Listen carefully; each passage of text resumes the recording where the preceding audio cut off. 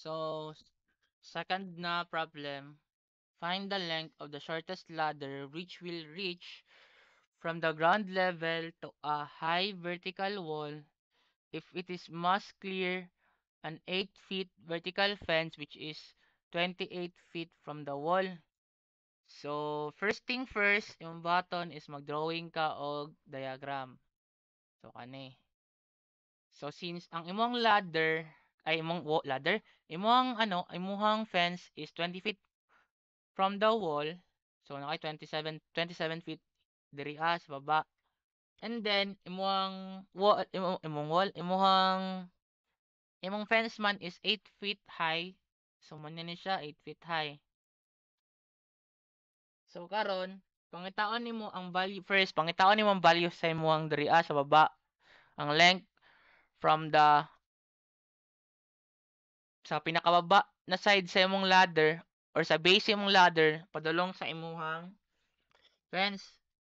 So karon, ang imong kwan diri is adjacent over opposite. So pwede ka mag pwede ka mag tangent. So 8 over adjacent is equals to ano na siya? Adjacent is equals to tan tangent theta over 8. So kay ako dili ko gusto nga mag-derive ko nga nakaing ani, mag-derivative ko na kay nani. Kay kuti kay ang kuti kayo ang quotient rule sa derivative. That's why gipili nako ang cotangent, ang reverse nimo nga reverse trigonometry. Ang cotangent man is kuan man na siya, adjacent over opposite. Balik-baliktaran lang sa tangent nga opposite over adjacent. So, cotangent is equals to adjacent over 8. So, yung akong adjacent karon is equals to cotangent times 8. Dara, cotangent times 8. So, karon, di naman po ko gusto man ako ng L, ang value sa L.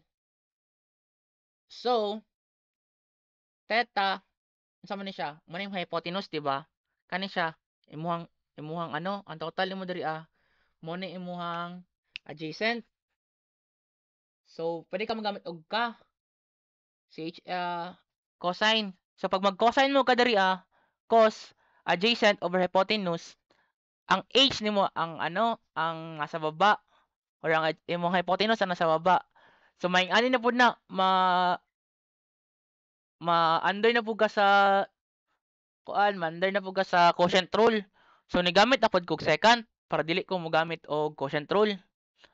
So, second is equals to L over 27 plus 8 cotangent cotangent theta. So, equate na ko sa L. So, L is equals to 27 plus 8 cotangent theta times second. So, dara na siya. Muna ni. Kani. So, multiply naman na siya. 27 second theta plus 8 cotangent theta times sec theta. Ang kaning cotangent theta times sec theta, may mo na siyang CSC. Cosecant. Pag imo siyang ako na yun, saan ginagana? 1 over tangent times 1 over tangent times kalimut ko. 1 over tangent times 1 over cos. So, cos times cos yan, tangent, di ba? Ang tangent kay sin, sin cos. Ay, sin over cos. So, sin over cos, may mo na siyang cos over sin. That's why may mo siyang cosecant. Umot lang, gets ba ka to? Basta maka-encounter ka ganyan ni cotangent theta times sec theta equals na sa kuan cosecant theta. Identities gyapon na siya. Nakalimot lang ko unsaon to pag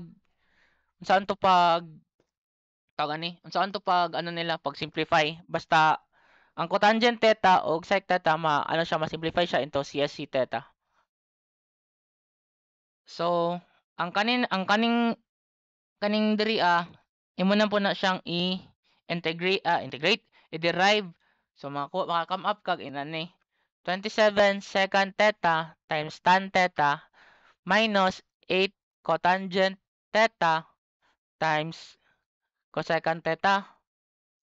So ang kaning L prime nimo diri may mo nimo siyang equate nimo siya sa 0. So 0 is equals to 27 sec theta tan theta minus 8 cotangent theta cosecant theta.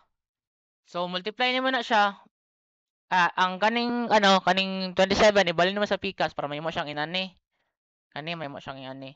And then ang kaning cotangent theta times CSC theta, divide mo na siya both sides by inani para ma-cancel, para mabili na lang 8. So may mo na siyang 8 is equals to 27 sec theta tangent theta over cotangent theta times cosecant theta. So, imo na siyang i-convert sa identities kanina. So, ang secant theta is equals to 1 cos theta. Ang imong cotangent theta is equals to 1 tan theta. Tapos, imuhang cosecant theta is 1 sin theta. So, since division man siya, so ma-reciprocal ni. Pag i-reciprocal ni mo, mabalin siya taas. So, may mo na siyang 8 is equals to 27 sin theta over 1 times tan theta over 1 times 1 cos theta times tan.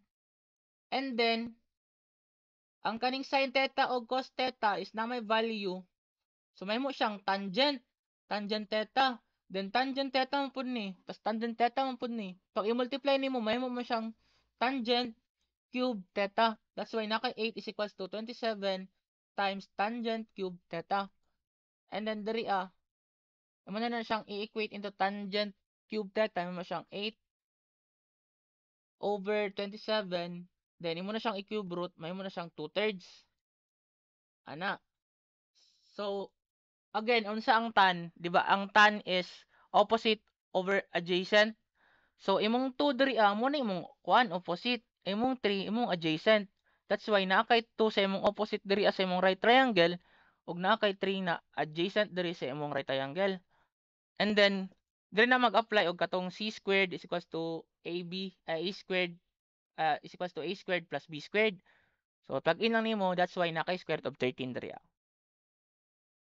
So since ang imong equation man imong equation sa imong L kay naa may dara na secant og cosecant. So pangitaon nimo ang cosecant nimo secant nimo diri So secant nimo secant theta nimo is equals man sa hypotenuse over adjacent. So imong hypotenuse man diri is 13, imong adjacent is 3. So na kay 3 square root of 13 over 3. And then same diri sa cosecant which is hypotenuse over opposite. So na kay square root of 13 over 2. So plug in lang to nimo sa imong formula sa imong L. Kani sa imong L sa imong length sa imong ladder. So 27 secant 13 over square root of 13 over 3 plus 8 cosecant square root of 13 over 2. So solve may mo na siyang L is equals to 46.872. Muna na imong answer. I hope na-gets ka. Chat la pag-ask lang sa kuha unya kung sa chat sa sa Messenger if nalibog ka sa kaya ako lang replyan. That's all. Sa number 2.